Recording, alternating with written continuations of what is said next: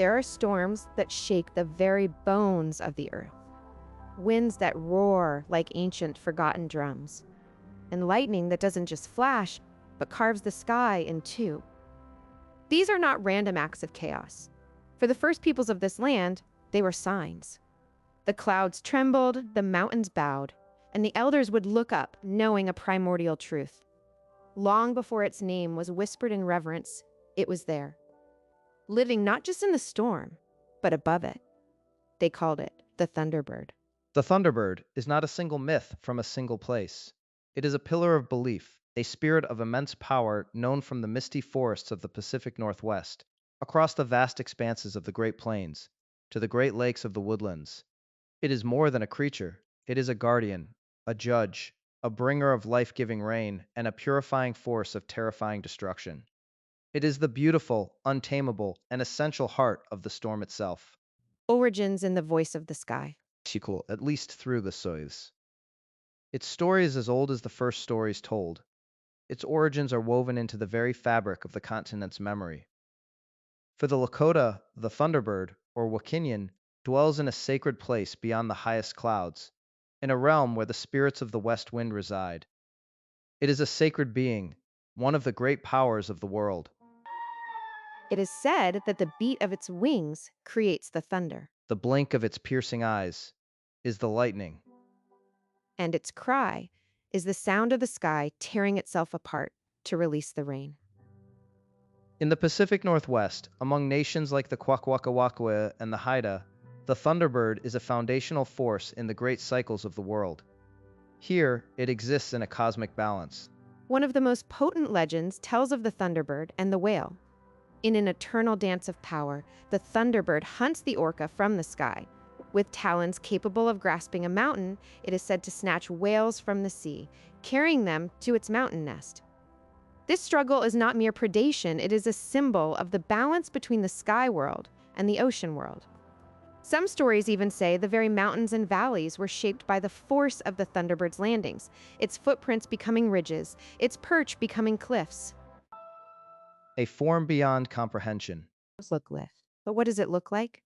The descriptions passed down through generations speak of an awe that language strains to hold. Its size is unimaginable. When it takes flight, it can block out the sun, its wingspan casting a shadow wider than a village. Its feathers are not mere feathers, they are captured weather. They shimmer with stormlight, shifting from the deepest, abyssal black of a thunderhead to the electric, pulsating blue of a charged sky, to flashes of blinding white, like lightning made solid. Its eyes are not just for seeing, they are pools of raw power. Some say they burn with a golden solar fire.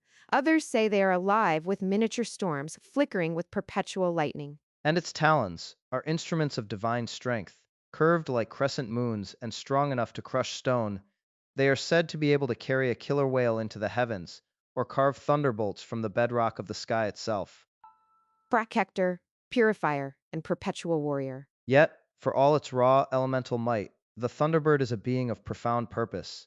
It is not chaotic, it is necessary. To many agricultural tribes, it is the bringer of the gift of rain.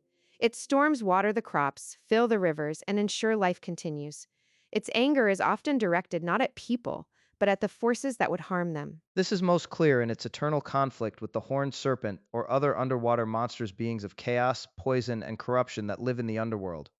The Thunderbird is their sworn enemy, the celestial guardian who maintains the balance.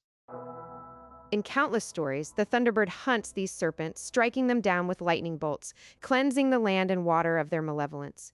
It is the eternal defender of the upper world of order against the lower world of chaos. When the moth touched the world, And there are stories not just of belief, but of encounter. the warning on the plains.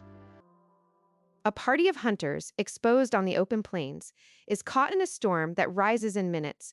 The wind howls, not with a natural sound, but with a voice that seems almost intelligent. Lightning strikes the earth around them, not randomly, but in a ring, and then they see it. A shadow descending through the clouds, a shape vaster than any bird. They hear the crack of its feathers, like splitting trees. They hear the scrape of its talons against the very air. It passes over them, and the storm moves on as quickly as it came. Shaken, they discover something new on a nearby cliff face. Where there had been only stone are four gigantic, parallel gouges, claw marks, taller than a man. The elders interpret the sign. It was a warning. A hostile raid was coming. Because of the Thunderbird's message, the village was ready and lives were saved. The battle of coast and sky. A coastal village is besieged by a great sea monster. It is a time of terror and starvation. In desperation, the people gather on the shore, praying, singing, beating drums, calling to the power above the storm.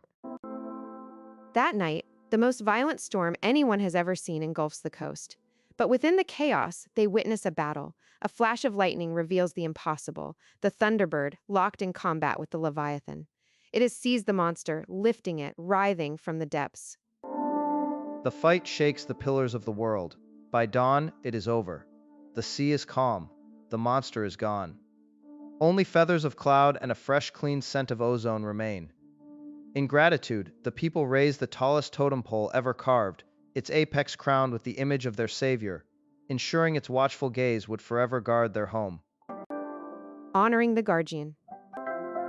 This reverence was woven into daily life. Warriors painted the Thunderbird on their shields and wore its likeness, believing it granted them courage and protection. Villages carved its image into towering totem poles, making its spirit a permanent part of the community. Rituals, songs, and dances were not mere stories, they were conversations with a power that controlled the very water and sky upon which life depended. It was a reminder that humanity lived under a watchful, ancient eye. The Thunderbird today, Mythology. Today, the Thunderbird has soared far beyond its mythological origins. It lives in our collective imagination, in films, games, and comics as the ultimate symbol of primal avian power. It names vehicles, sports teams, and inspires artists.